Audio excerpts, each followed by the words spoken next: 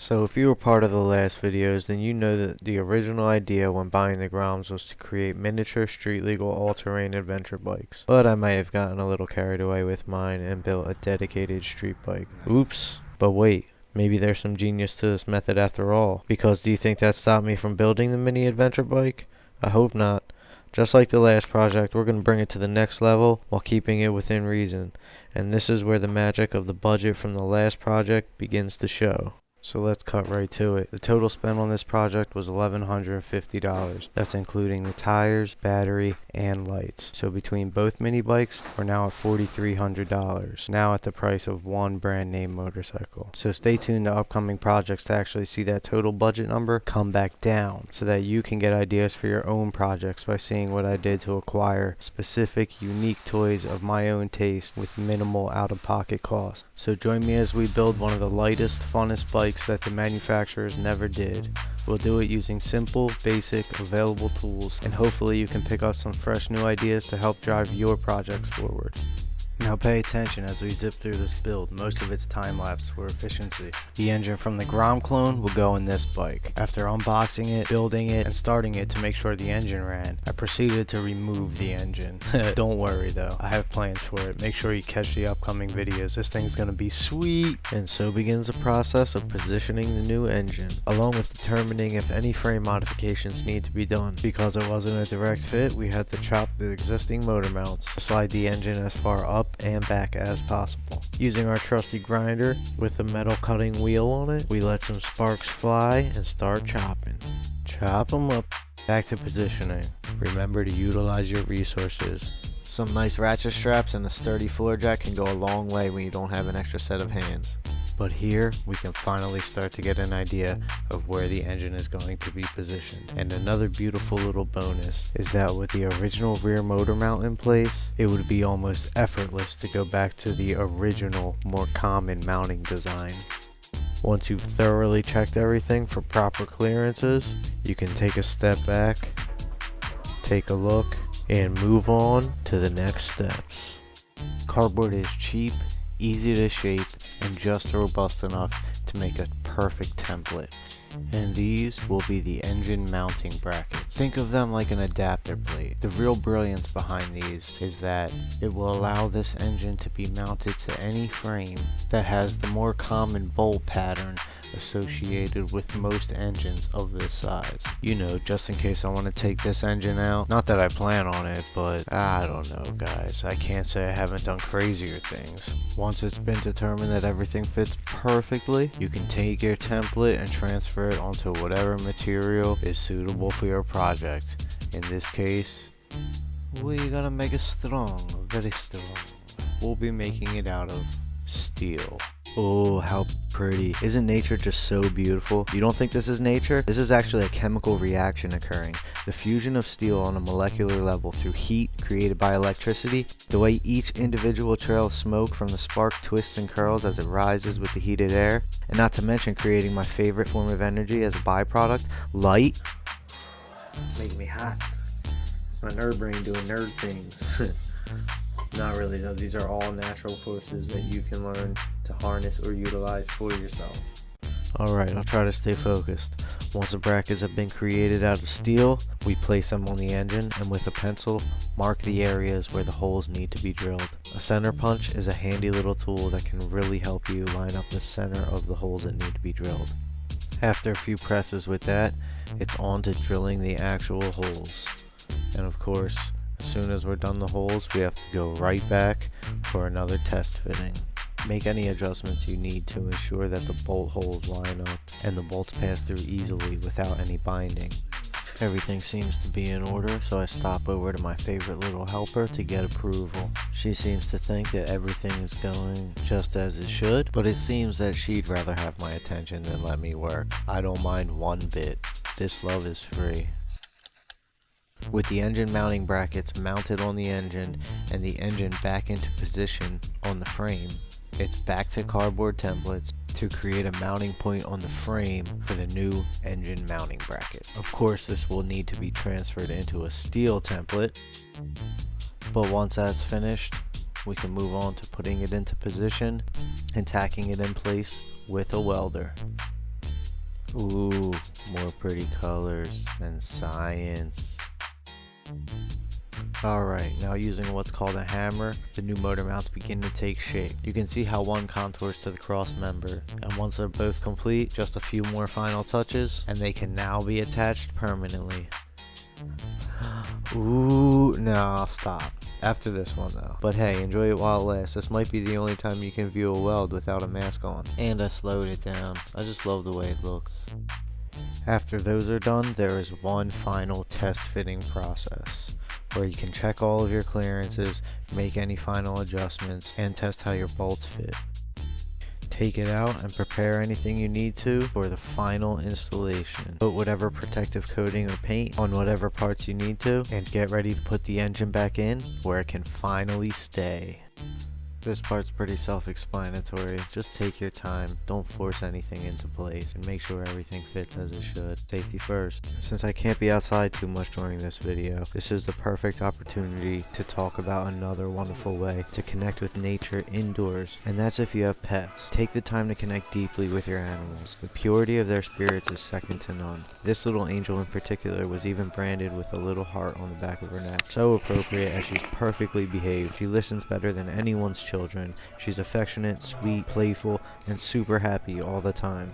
It doesn't matter where we are, her favorite place to be is together, and she communicates it clearly. She's just happy to be. I really think we can learn a lot from the instinctual nature and love that is displayed from other species, especially those we share that love with. When we let go of our egos and stop seeing ourselves as being above them, we quickly see and learn where the real knowledge in this world is hidden. Nature knows perfection. Love is nature, and unconditional love is the true nature of all things perfect. Love everything and everyone around you. Every day is a blessing and a chance to improve.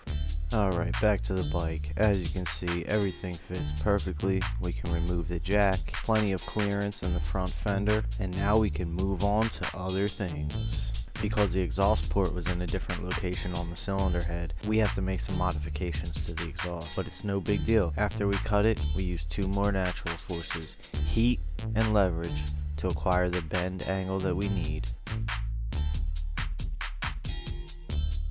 Once we get it close to where we need it to, it's right back over to the engine for a test fit again. And this is where we get a little creative. Using a random piece of pipe, I began to line up the angle just to get an idea of where the exhaust would sit. And in doing this, you may discover that some parts have to be moved, like this clutch cable mount, which was up too high on an angle and had to be lowered down to allow room for the new exhaust to pass through.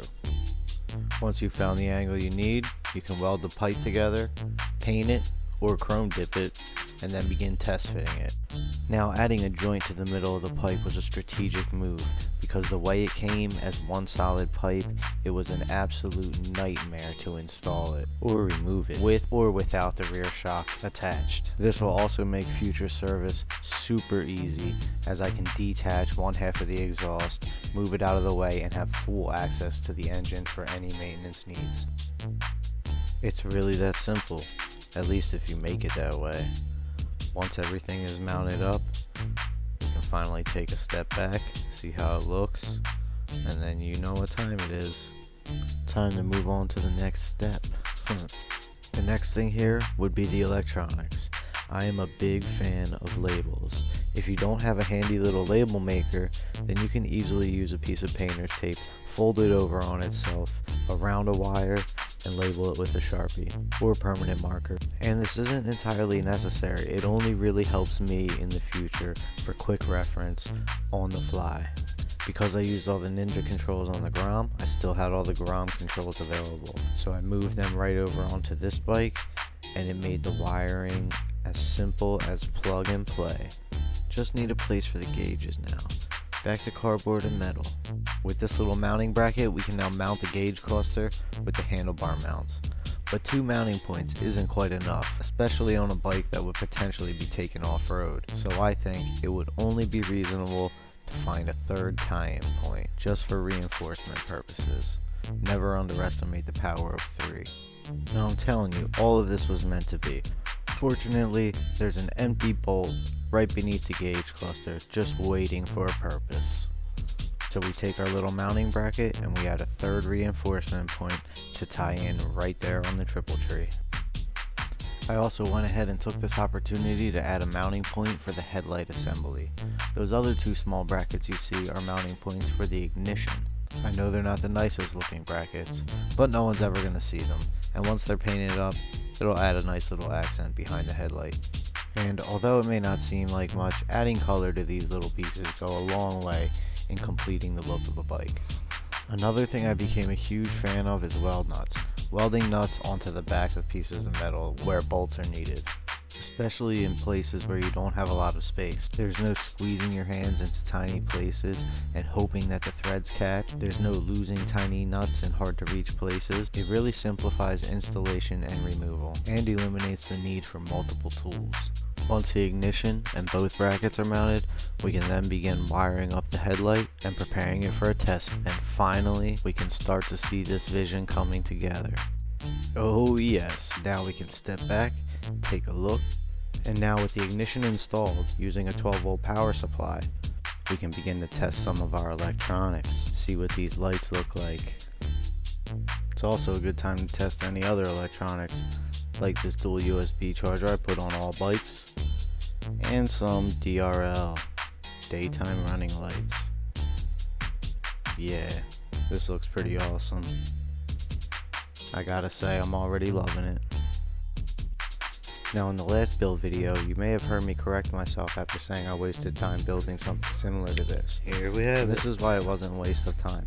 I was able to refine those very skills that you see me using here to create an ignition cover that will also double as a switch plate for any added accessories. These finer details really help to give your project a completed look. Fits perfect, looks wonderful, and you can still see a little bit of color accents behind it. Beautiful. Onto the battery. These little brackets came on the bike and they were held in place by these tiny bolts. Now, because I save a lot of junk, I had some old reflector mounts laying around from another motorcycle. They already had nuts welded onto the back, so guess what?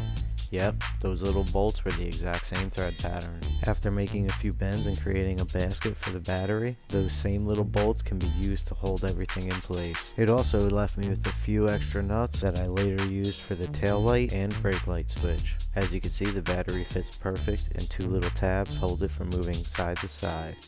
And just like that, we're already on to the next phase. And that would be figuring out a rear turn signal and tail light setup. I started with the tail light. Now I could have trimmed this down quite a bit. I really wanted something that was low profile. But after I added it, I figured, hey, this little fender extension may keep me drier and a little cleaner. Even though you can't really see it, the shape of the taillight goes perfectly with the shape of the fender. And quite honestly, I think I like it more with the extension on there. Look at that, discreet, low profile, just the way I like it. Alright, let's move on to the turn signal mounting bracket, as well as a bracket for the brake light switch. Now, I didn't show you how to make this, but a little cut and bend here, a little weld there, and a couple little holes here. You get the idea. You can still use the cardboard if you're not feeling confident in going right to steel. But we drill some holes in a cross member, pass some bolt through, and we can now mount this thing right underneath in a discrete location. And because it's mounted to steel, it'll be plenty strong. Oh yeah. The reason I mounted them underneath was intentional. If the bike ever falls on its side, the turn signals will be protected, and they're less likely to break off. Now onto the brake light switch. This one's really simple. It's a 90-degree bend with one hole the size of the brake light switch and another hole big enough to accept a tiny bolt. Pretty straightforward, right? Drill a hole in the frame, mount it up. Once everything's mounted up, you can use this little spring here to attach the rear brake light switch to the actual brake pedal itself. It's good to have a nice little kit of springs and other types of random hardware. Doing this helps to increase the versatility of the parts you ordered, give you more options, and simplify the process of whatever you're doing. With all of the electronics added, we can now finish up our labeling and start plugging in all the electronics necessary for the engine to run. I love you. I love you. I love you. Now, I just couldn't resist. Do you see how cute she is pressed up against me like that? My favorite little helper. She brings so much joy into my life. You're beautiful. Who's a beautiful girl? Isn't she though? Look at this little face. Everyone just loves her so much. And how could you not? She loves everyone and she's the first to show it. You're beautiful. If you look closely, you can tell that she knows something's going on and she wants something. I'm gonna go get coffee. Ah, see? She knew. Do you wanna come with me? Yeah. Go for a little ride. Oh yeah. Go for a little ride. What do you do? You wanna come with me? Alright, now I'm trying to stay focused. But can you blame me? That's the power of love. And she's my favorite thing in this whole world. Don't tell my old lady that. So anyway, we finalized the location for all of our electronics. And ooh, remember this? That little bracket from earlier? Nothing goes to waste. It's come back to save us and fill the position of a battery tie down with no modification necessary. Once all the electronics are in, we can finally move on to the last step. Now I had a theme in mind for this bike, so I wanted to change the color. So I figured I'd give vinyl wrapping a try. And I would not recommend vinyl wrapping a dirt bike for your first attempt. I didn't want to paint it, and I knew I'd have my work cut out for me with all the sharp angles and tight crevices. With the vinyl wrap, I used a variety of different techniques, but the most invaluable? No, priceless tool at my disposal was actually a virtue, and it was called patience. Because of that, it turned out nearly flawless, and after succeeding in this, I feel like I could vinyl wrap anything. Honestly, I'm really excited to use these skills on future projects and see what I can come up with. There's some really cool colors, patterns, and textures available for these vinyl wraps, and I've had tons of ideas racing through my head non-stop. Succeeding in something that you've never tried before is an unparalleled feeling. It's a glimpse into your own limitless potential. And your potential is limitless as long as you keep an open heart and an open mind. Keeping an open heart and an open mind will help you to maintain a positive mindset. And a positive mindset will help you find many solutions that a negative mindset might find completely impossible. So just always remember to believe in yourself, because I could tell you a million times, you can do anything, but nothing will happen unless you exercise that belief. We've exercised a multitude of skills during this one project alone, and each individual skill has boundless amounts of information and knowledge for you to pursue. It's really as simple as just picking your flavor. I'm sure there's something out there for everyone.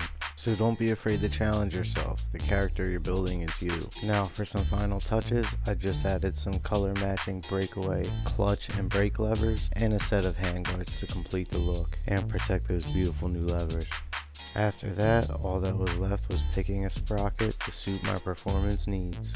And here we have it, a beautifully completed, one-of-a-kind miniature Supermoto weighing only 170 pounds.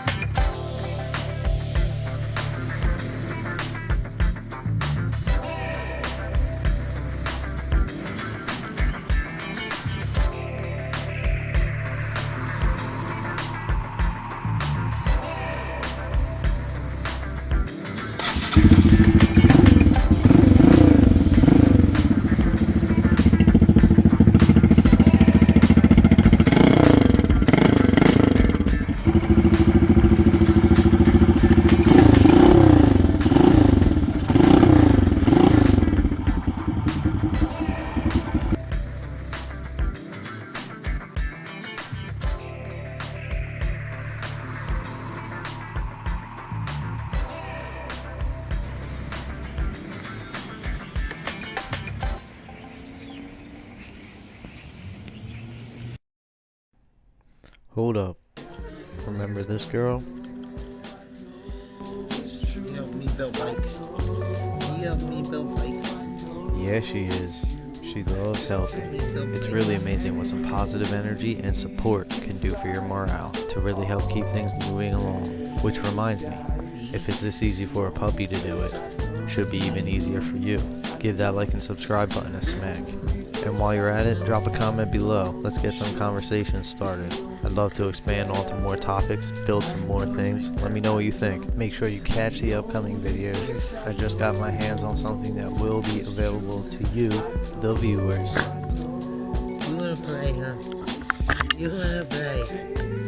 You wanna play. That's all you wanna do. And anyone supporting the channel, of course, with purchases from nomorenonsense.org, where we have a variety of unique designs that represent a multitude of topics that we'll be covering throughout this channel. And with that said, did you really think I was going to end this video without a little bit of inspiration from nature? I guess you don't know me that well. I mean, it's only my third video, so we're cool. But remember to get outside. This is about more than just nature or motorcycles. I'm really here to facilitate the growth of human intelligence, the expansion of your consciousness, your mind, and your spirit. Because as we're slingshot forward into a world of AI, artificial intelligence, which I personally think we may be entering dangerous territory with, in a world with an almost completely digital way of life, I've noticed people disconnecting from the infinite wisdom and knowledge that is available everywhere around them. I saw this long coming with the rise of social media, so I think it's more important than ever to start reinforcing, over here, I'm over here, something I'd like to call high human intelligence. And the key to that is reconnecting to nature and appreciating all that we've been blessed with by the universe. There's my girl. There's my girl. Who's my little angel? Don't get loud. I'd love to keep delivering content that's as organic as the natural world around us. So obviously every little bit of support helps me in this mission of expanding a global consciousness and harmony that even you as an individual are a huge part of. Who's the happy girl? Who's the happy girl? Who's the happy girl? Who's the girl? It sometimes takes the idea of a single person to change the whole world for the better, and that person could be you. If you take one thing from this video, remember this: I believe in you.